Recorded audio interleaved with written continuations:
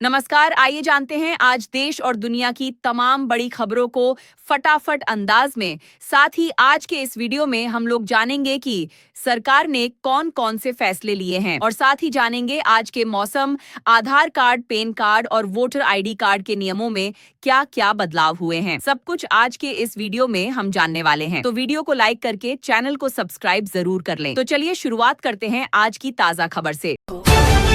देश भर में इस बार मानसून की रफ्तार अलग ही अंदाज में नजर आ रही है। अगस्त तक जहां बारिश ने तांडव मचाया, वहीं अब मानसून ने फिर से जोर पकड़ लिया है। मौसम विभाग ने कई राज्यों में अलर्ट जारी किया है। खासकर बिहार, उत्तर प्रदेश, मध्य प्रदेश, राजस्थान और छत्तीसगढ़ में भारी बारिश की चेतावनी दी गई है। निचले इलाकों में जलभराव की समस्या बढ़ सकती है। प्रशासन ने लोगों से सतर्क रहने और अनावश्यक बाहर न निकलने की अपील की है।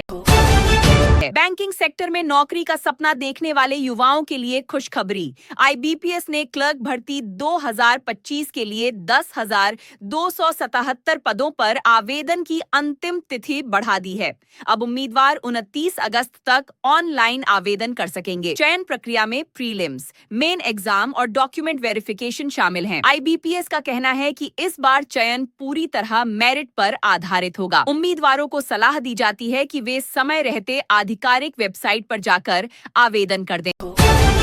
प्रधानमंत्री नरेंद्र मोदी ने आज भारत के टेक्नोलॉजी सेक्टर को लेकर बड़ा ऐलान किया। उन्होंने कहा कि देश में जल्द he made in India semiconductor chip बाजार में आएगी। इसके साथ ही उन्होंने बताया कि भारत अब छठी पीढ़ी की टेक्नोलॉजी पर तेजी से काम कर रहा है। पीएम मोदी ने कहा कि भारत सिर्फ उपभोक्ता नहीं बल्कि तकनीक का निर्माता भी बनेगा। सरकार का दावा है कि यह कदम भारत को डिजिटल मैन्युफैक्चरिंग में आत्मनिर्भर बनाएगा और रोजगार के नए अवसर भी खोलेगा। कांग्रेस नेता राहुल गांधी ने केंद्र सरकार पर बड़ा हमला बोला है। बिहार के कटिहार में वोटर अधिकार यात्रा के दौरान राहुल ने कहा कि मोदी सरकार ने दलितों और पिछड़ों के लिए सरकारी नौकरियों के दरवाजे बंद कर दिए हैं। राहुल ने आरोप लगाया कि सरकार केवल कुछ खास पूंजीपतियों के लिए काम कर रही है। बीजेपी ने राहुल के इस बयान को झूठ और भ्रामक बताया। ऑपरेशन सिंदूर में शामिल एक जवान से मारपीट के मामले में एनएचएआई ने बड़ी कार्रवाई की है। टोल टैक्स एजेंसी का कॉन्ट्रैक्ट रद्द कर दिया गया है और उस पर 20 लाख रुपए का जुर्माना भी लगाया गया है। मामला तब सामने आया था जब एक जवान के साथ टोल पर दुर्व्यवहार और मारपीट की गई। वीडियो वायरल होने के बाद लोगों में आक्रोश फैल गया। एनएचएआई ने साफ कहा है कि जवानों का सम्मान करना हर किसी की जिम्मेदारी है और किसी भी तरह की गुंडागर्दी बर्दाश्त नहीं की जाएगी।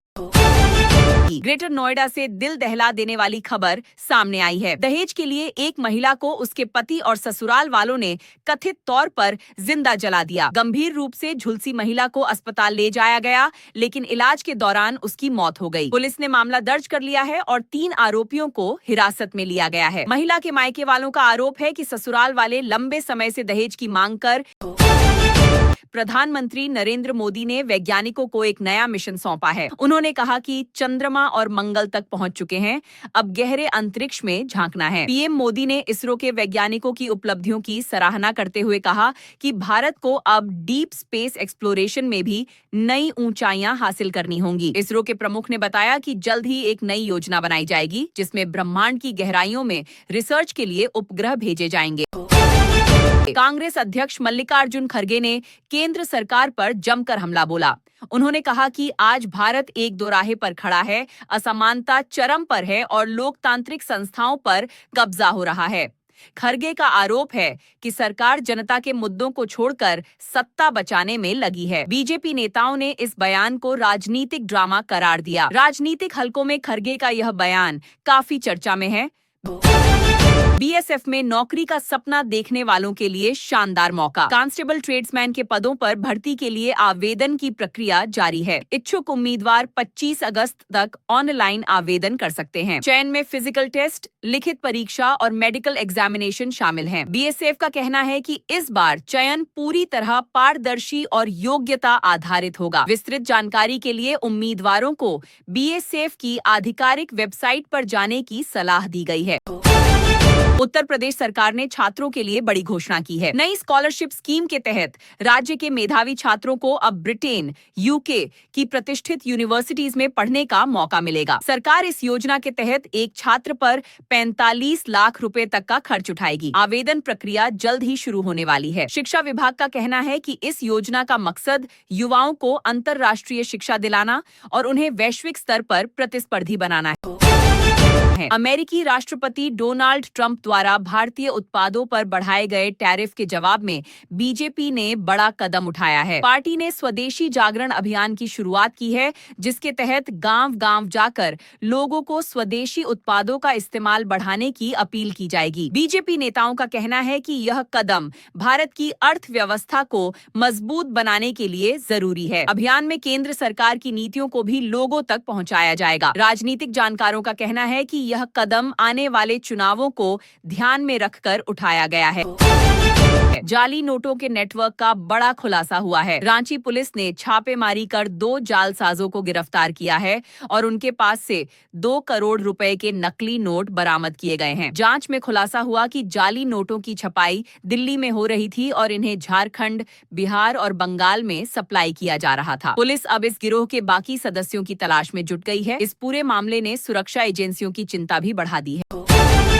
भारतीय टीम के स्टार बल्लेबाज श्रेयस अय्यर को एशिया कप की टीम में जगह नहीं मिली है और इस फैसले पर पूर्व साउथ अफ्रीकी खिलाड़ी एबी डिविलियर्स ने कड़ी नाराजगी जताई है। डिविलियर्स ने कहा कि यह अजीब है कि इतनी शानदार फॉर्म में रहने वाले खिलाड़ी को टीम से बाहर कर दिया गया। फैंस भी सोशल मीडिया पर इस फैसले पर सवाल उठा रहे हैं। बीसीसीआई का कहना है कि यह निर्णय टीम बैलेंस को देखते हुए लिया गया है। क्रिकेट जगत में इस मुद्दे पर गर्म बहस छिड़ गई है।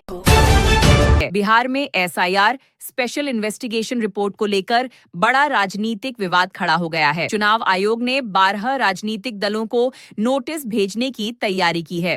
प्रक्रिया रविवार से शुरू होगी। सूत्रों के मुताबिक आयोग चाहता है कि सभी दल अपनी स्थिति स्पष्ट करें। राजनीतिक विश्लेषकों का कहना है कि इस नोटिस का असर राज्य की आगामी चुनावी रणनीतियों पर साफ दिखाई देगा।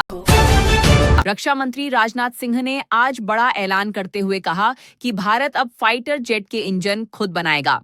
यह प्रोजेक्ट मेक इन इंडिया के तहत शुरू किया जा रहा है। राजनाथ सिंह ने कहा कि भारत अब विदेशी कंपनियों पर निर्भर नहीं रहेगा और पूरी तरह स्वदेशी तकनीक पर काम करेगा। इस प्रोजेक्ट में कई निजी कंपनियों को भी शामिल किया जाएगा। विशेषज्ञों का मानना है कि इस कदम से भारत की रक्षा क्षमता में जबरदस्त इजाफा होगा और आत्मनिर्भर भारत के सपने को मजबूती मिलेगी।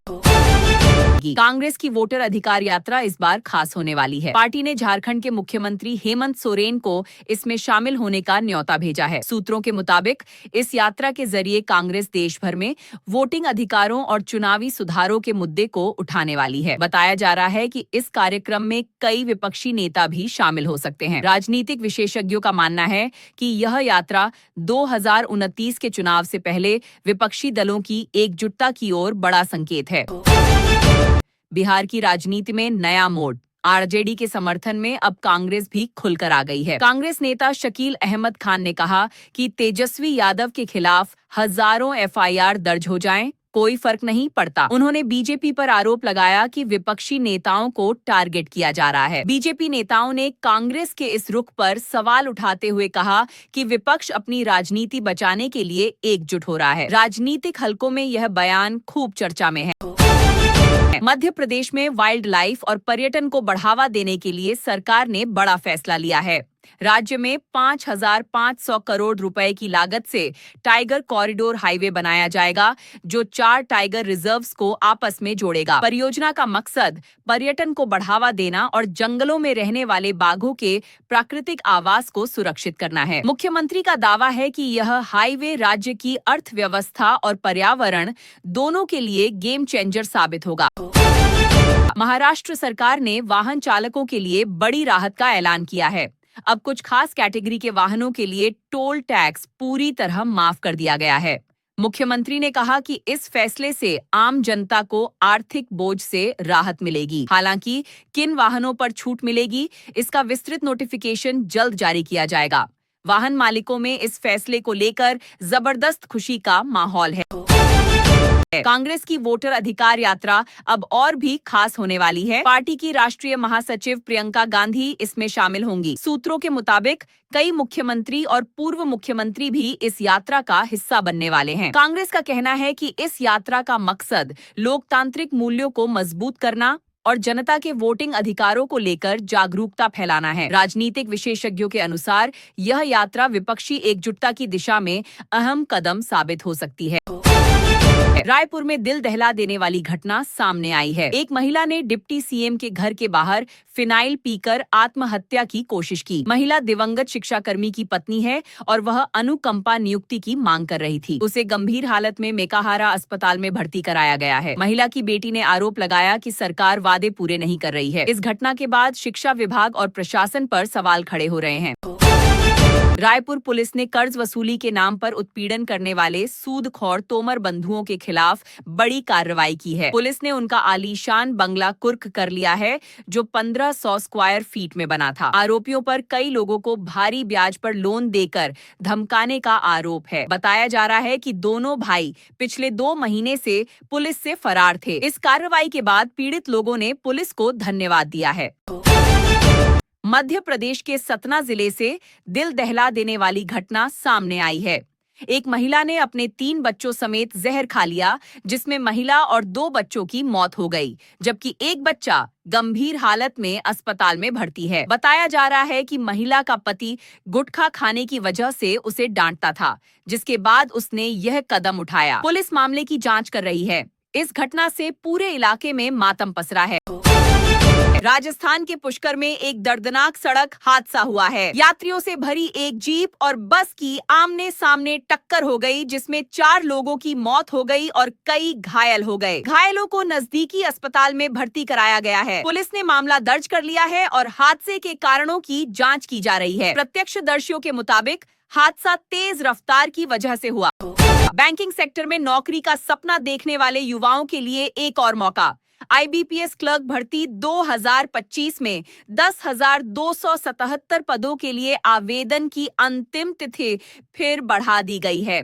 उम्मीदवार अब 31 अगस्त तक आवेदन कर सकते हैं। चयन प्रक्रिया में कोई बदलाव नहीं होगा। इच्छुक उम्मीदवारों को सलाह दी गई है कि वे समय पर आवेदन पूरा करें, क्योंकि यह आखिरी एक्सटेंशन हो सकता है।